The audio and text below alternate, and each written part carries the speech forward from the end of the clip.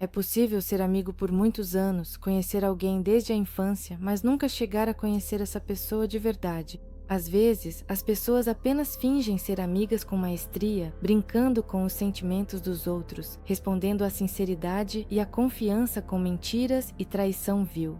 Claro, a vida sem decepções é impossível, mas ainda assim é dos amigos que menos esperamos traição e às vezes confiamos neles cegamente. A história de uma jovem estudante britânica chocou todo o país por sua crueldade e cinismo. Mas o mais importante é que o criminoso permaneceu fora de suspeita, apesar da falta de álibi e do comportamento estranho. A razão para isso era o fato de que eles se conheciam desde a infância, moravam como vizinhos e eram amigos há muitos anos. Quando a verdade veio à tona, nem os pais da jovem assassinada, nem os inúmeros amigos em comum da vítima e do assassino conseguiam acreditar. Apenas as vítimas sobreviventes do jovem aparentemente inofensivo acreditaram. Kelly Bunker nasceu em 7 de setembro de 1999, na cidade britânica de Tamworth, localizada no condado de Staffordshire, na parte oeste da Inglaterra. Ela era a mais velha de 3 filhos e a única filha do simples casal Bunker. Desde cedo, Kelly foi um verdadeiro apoio e suporte para sua mãe, ajudando-a a criar e cuidar dos irmãos mais novos. A menina sempre foi muito próxima de sua família e os pais a chamavam de melhor filha que se poderia sonhar. As pessoas ao seu redor a consideravam amigável, prestativa e muito bondosa, pois ela sempre ajudava sem hesitar todos que precisavam. Após terminar a escola, a talentosa e determinada Kelly conseguiu ingressar no Instituto Pedagógico de uma prestigiada universidade estadual de pesquisa. Sua felicidade não tinha limites e os pais estavam muito orgulhosos da filha.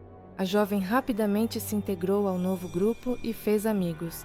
Ela facilmente se dava bem com outras pessoas e os estudos eram relativamente fáceis para ela.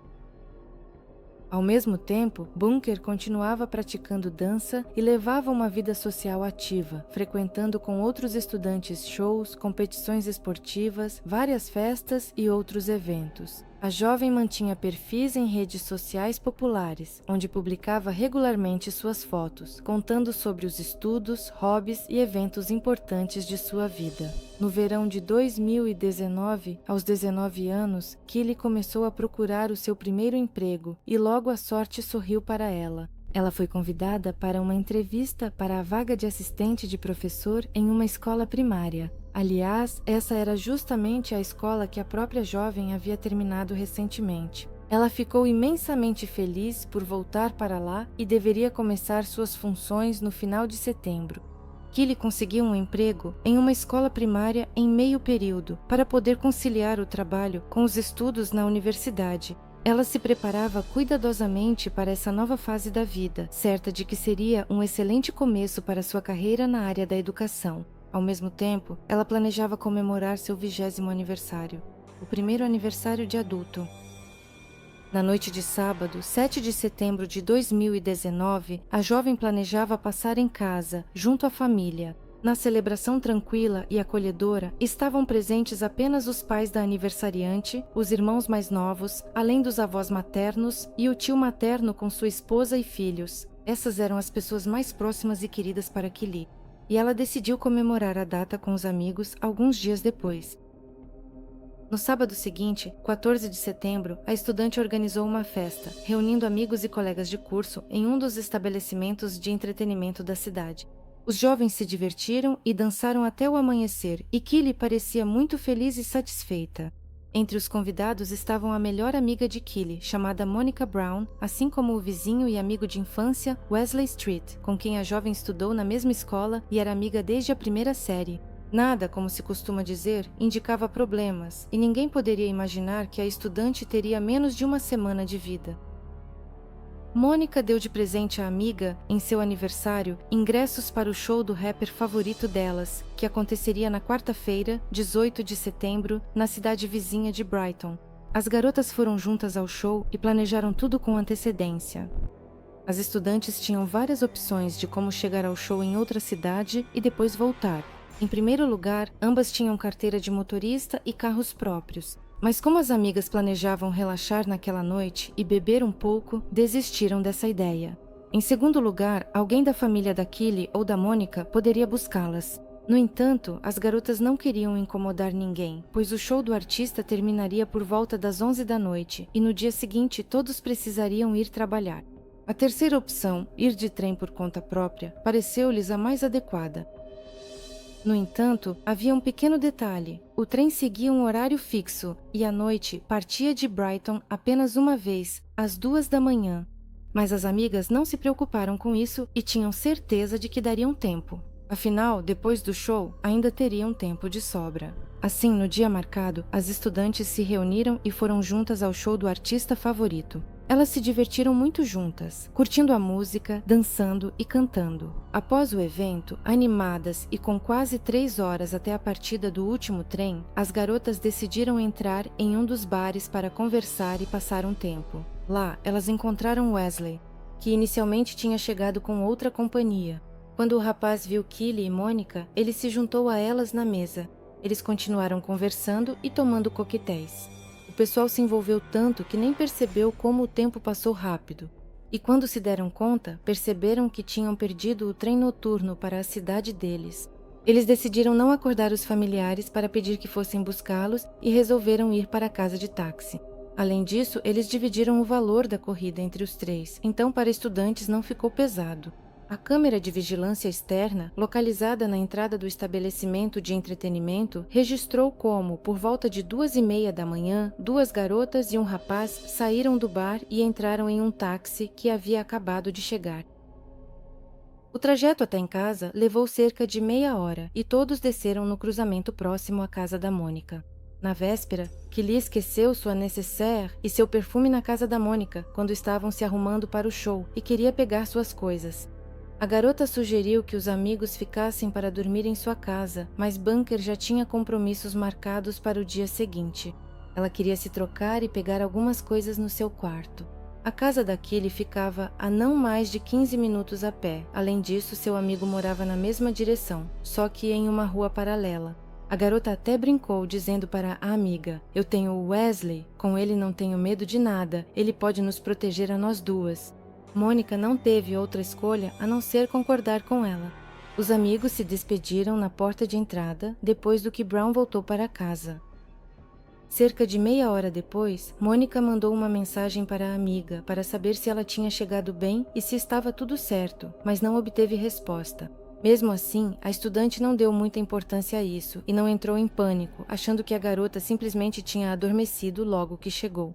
Afinal, elas estavam exaustas depois de um dia tão intenso. Brown também foi dormir e não tentou mais ligar ou mandar mensagem para Killy. Os pais de Killy e Bunker também não ficaram preocupados imediatamente. Afinal, eles sabiam o quanto a filha era madura, responsável e independente. Eles confiavam plenamente nela e nem podiam imaginar que algo ruim pudesse ter acontecido com sua menina. Durante toda a noite e quase até de madrugada, Killy postava em sua página na rede social fotos do show e do bar, então o pai e a mãe podiam ver onde e com quem ela estava passando o tempo. Como eles conheciam bem Mônica e Wesley, não sentiram nenhuma preocupação. E quando de manhã descobriram que a filha não tinha dormido em casa, os pais pensaram que ela havia passado a noite na casa de sua melhor amiga, como já acontecera antes.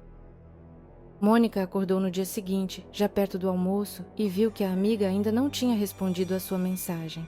Isso já parecia estranho, mas a garota se acalmou pensando que talvez Killy tivesse decidido dormir até mais tarde e adiado todos os compromissos, ou então estava com tanta pressa que não teve tempo de ligar ou mandar mensagem. De qualquer forma, Brown achava que se algo tivesse acontecido, os pais da desaparecida já teriam dado o alarme.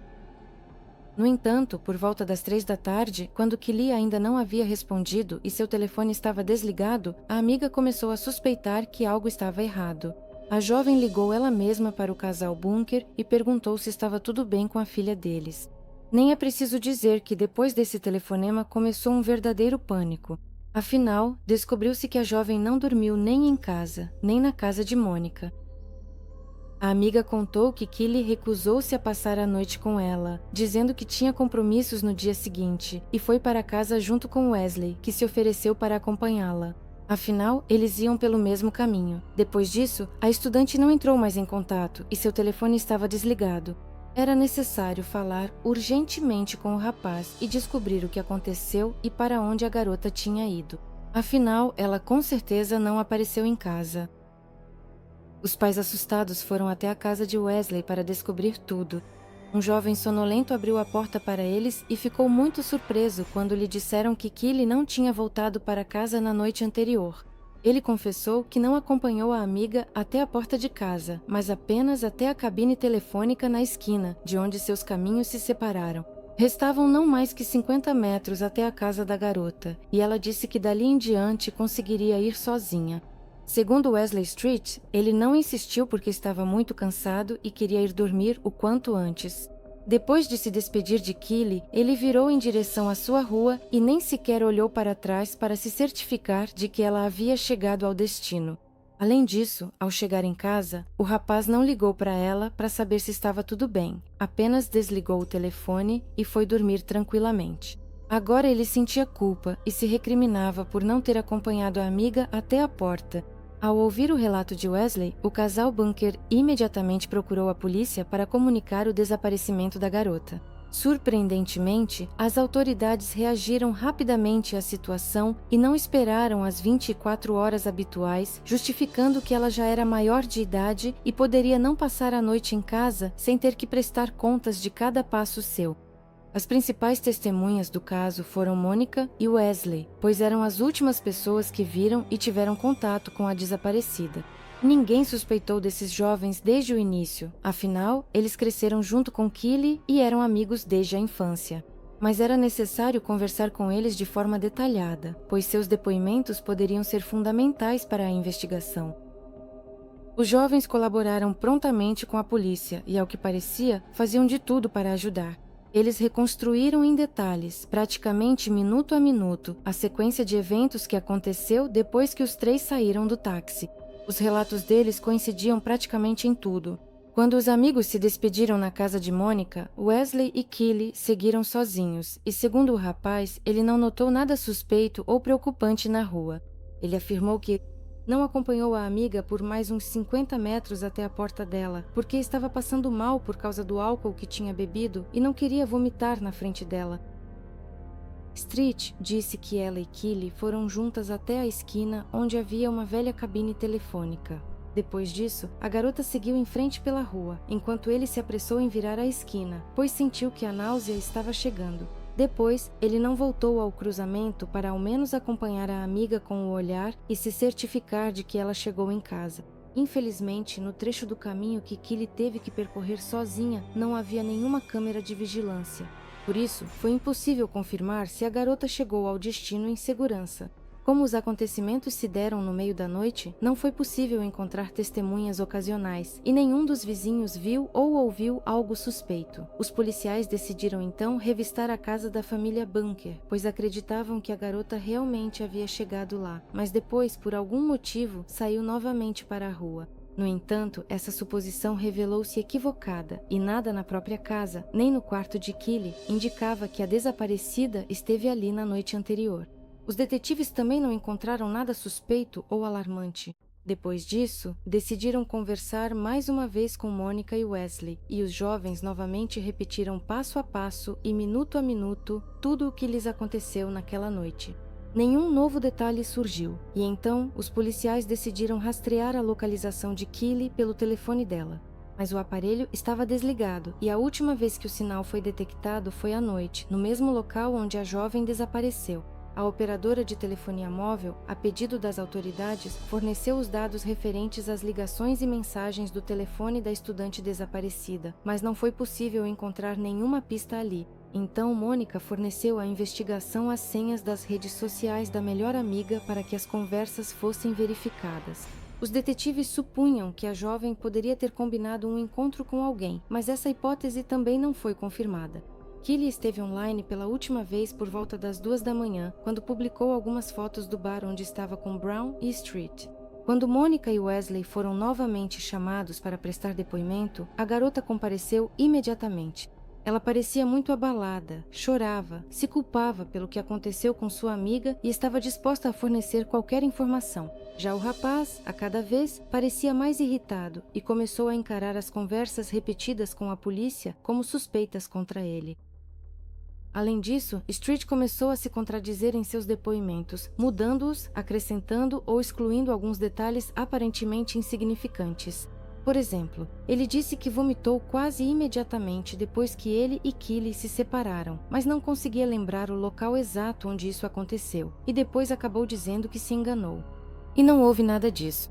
O rapaz explicava essas imprecisões, dizendo que suas lembranças estavam distorcidas por causa da grande quantidade de bebidas alcoólicas fortes que ele havia consumido naquela noite. Essas imprecisões eram preocupantes, mas por enquanto os policiais não se apressavam em tirar conclusões. Afinal, os jovens realmente estavam bebendo no bar e podiam ter se confundido com alguma coisa. No entanto, quando pediram mais uma vez para Wesley repetir toda a cronologia dos acontecimentos, ele literalmente perdeu a paciência e perguntou diretamente do que estava sendo acusado.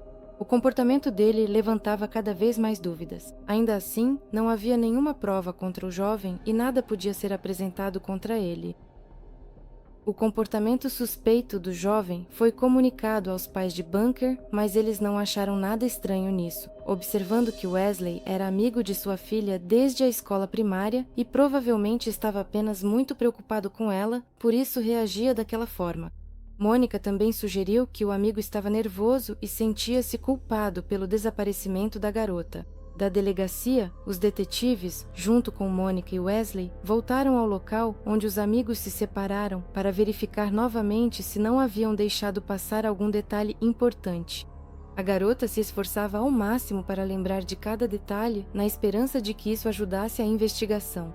Já o rapaz parou de responder às perguntas diretas e começou a se justificar, como se estivesse sendo acusado. Não encontrando nenhuma pista significativa, os policiais organizaram no mesmo dia uma busca em grande escala pela estudante desaparecida, pois ainda havia chances de encontrá-la com vida. Afinal, havia passado menos de um dia desde o desaparecimento. Foram formadas equipes de busca que incluíam, além de policiais e voluntários, também membros da família Bunker, seus amigos, incluindo Mônica e Wesley, vizinhos e simplesmente pessoas solidárias. Toda a área foi dividida em quadrantes para facilitar, e cada um deles foi vasculhado por um grupo específico de buscadores. Foram cuidadosamente inspecionados terrenos baldios, edifícios abandonados ou inacabados, assim como uma ampla área de parque com faixa de floresta e um lago. Foi justamente na margem do lago, por volta das 9 horas da noite, que uma descoberta terrível foi feita. O grupo, liderado pelo tio de sangue de Kelly, Jason Bunker, deparou-se com uma estranha pilha de galhos e folhas que os buscadores decidiram remover para ver o que havia ali. Mal começaram a examinar, encontraram o corpo de uma jovem deitada de bruços, imóvel. Era a estudante desaparecida e, infelizmente, já não havia nada que pudesse ser feito para ajudá-la. O corpo da jovem infeliz estava parcialmente submerso na água, pressionado por galhos por cima e coberto por folhas misturadas com grama.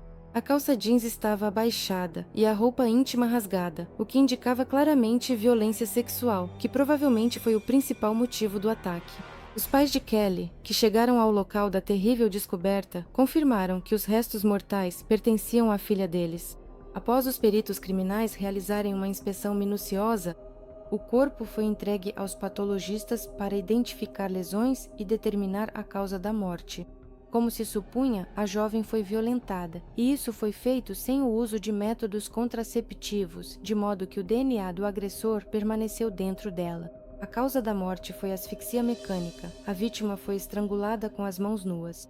Também foram encontrados no corpo sinais de múltiplas agressões, escoriações, hematomas e ferimentos de defesa nas mãos, indicando que ela se defendeu desesperadamente e lutou por sua vida. A perícia toxicológica realizada revelou um baixo nível de álcool no sangue da vítima, o que indicava que Keely não estava embriagada e tinha consciência do que estava acontecendo com ela. Mas o que aconteceu com ela e como ela foi parar no lago do parque local?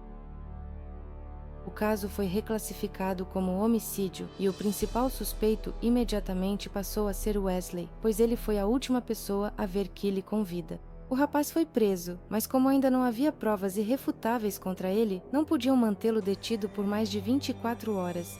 Curiosamente, Street agora se comportava de maneira totalmente calma, distante e até indiferente. A investigação mostrou que o telefone celular do suspeito foi desligado praticamente ao mesmo tempo e no mesmo local que o aparelho da vítima. Isso parecia suspeito, mas ainda não constituía uma prova. O rapaz tinha hematomas e arranhões recentes nos braços, cuja origem ele não conseguia explicar de forma convincente. Ele próprio preferiu ficar em silêncio e exigiu um advogado. No parque havia várias câmeras de vigilância, cujas gravações foram cuidadosamente analisadas pelos peritos. Em uma delas, é possível ver um casal, parecido com Wesley e Keely, caminhando pela Alameda, e cerca de 15 minutos depois, uma figura masculina escura com capuz passa rapidamente em direção à saída da área do parque. Apesar de não ser possível distinguir o rosto, ninguém tinha dúvidas de que era Street. Quando mostraram essas gravações ao detido, ele apresentou uma versão inesperada dos acontecimentos daquela noite. Segundo ele, foi Keely quem sugeriu entrar no parque para passear e conversar. Eles estavam se divertindo, brincando, e o rapaz, de brincadeira, colocou a amiga em seus ombros, mas conseguiu andar assim apenas alguns metros. Por causa do álcool que haviam bebido, ele supostamente tropeçou, perdeu o equilíbrio e caiu, e a garota que estava sentada em seus ombros bateu forte a cabeça no meio-fio e parou de dar sinais de vida. Wesley afirmou que ficou muito assustado quando percebeu que Keely não estava respirando. Em pânico, ele a deixou no parque e fugiu apressadamente. No entanto, a perícia não encontrou sinais de traumatismo craniano no corpo da garota. Além disso, essa versão não se encaixava de forma alguma com o ato de violência sexual. Então, o suspeito próprio sugeriu a hipótese de que alguém encontrou o bunker e se aproveitou dela. Depois tentou se livrar do corpo, afundando-o em um lago do parque. Logo chegaram os resultados das análises do laboratório forense, que mostraram que havia vestígios de DNA de Wesley no corpo da vítima. Foi então que o suspeito contou uma nova versão dos acontecimentos daquela noite, ainda mais inacreditável. Agora ele afirmava que Keely o atraiu para o parque, onde começou a insinuar intimidade. Ela supostamente confessou estar apaixonada por ele e o beijou, e ele correspondeu ao beijo, depois do que a paixão tomou conta deles e eles fizeram sexo ali mesmo. Street, ao contar isso, insistia que tudo aconteceu de comum acordo, sem qualquer coerção. Depois disso, eles se despediram e cada um seguiu seu caminho. Na opinião dele, alguém mais atacou Keely no caminho. No entanto, a autópsia revelou que a vítima apresentava lesões características de um ato sexual violento, mas nenhum outro vestígio de DNA, além do sêmen de Wesley, foi encontrado. Encurralado, Street mudou novamente seu depoimento, contando que Bunker supostamente gostava de sexo mais agressivo e ela mesma pediu que ele usasse força física durante a relação, em particular, que a estrangulasse. O rapaz afirmou que queria muito agradar a namorada, mas não percebeu como exagerou e apertou o pescoço dela com força demais, tirando-lhe a capacidade de respirar. Quando ele percebeu seu erro, a garota já não dava mais sinais de vida. Assustado, ele arrastou o corpo até um lago, escondeu-o com galhos e folhas e depois voltou para casa, agindo como se nada tivesse acontecido. Ninguém acreditava na versão de que Keely poderia ter flertado com Wesley, muito menos que teria lhe proposto intimidade. A garota o via não apenas como seu melhor amigo, mas como um irmão, e nunca sequer cogitou a possibilidade de haver algo entre eles. Todas as amigas e parentes da estudante assassinada afirmavam isso em uníssono. O motivo do estuprador e assassino permanecia obscuro, mas o tribunal classificou suas ações como um crime passional. No entanto, durante a investigação desse caso complicado, vieram à tona detalhes ainda mais horríveis da biografia de Street. Como se descobriu, aquele não foi o seu primeiro ataque a garotas, mas foi a primeira vez que ele cometeu um assassinato. No tribunal, 2 outras vítimas de Wesley, que haviam sido violentadas por ele anteriormente, testemunharam como testemunhas. Além disso, uma das garotas era menor de idade no momento do crime. As vítimas anteriores permaneceram em silêncio por medo de suas vidas, mas, ao verem nas notícias que Street havia sido preso, decidiram contar sobre seus crimes para que ele recebesse uma punição justa. O julgamento do criminoso começou em setembro de 2020, um ano após ele ter abusado e tirado a vida daquela que o considerava um amigo próximo. Ele não planejou esse crime com antecedência, mas, ao perceber um momento oportuno, decidiu atacar e realizar sua fantasia pervertida. Wesley Street foi considerado culpado e condenado à prisão perpétua, com direito a solicitar liberdade condicional não antes de 30 anos. Ele mesmo nunca admitiu sua culpa nem pediu perdão aos familiares da jovem que matou. Até hoje, o criminoso continua insistindo que a relação íntima entre ele e a vítima aconteceu de comum acordo e que a morte de Keely foi apenas uma trágica fatalidade que lhe custou a liberdade.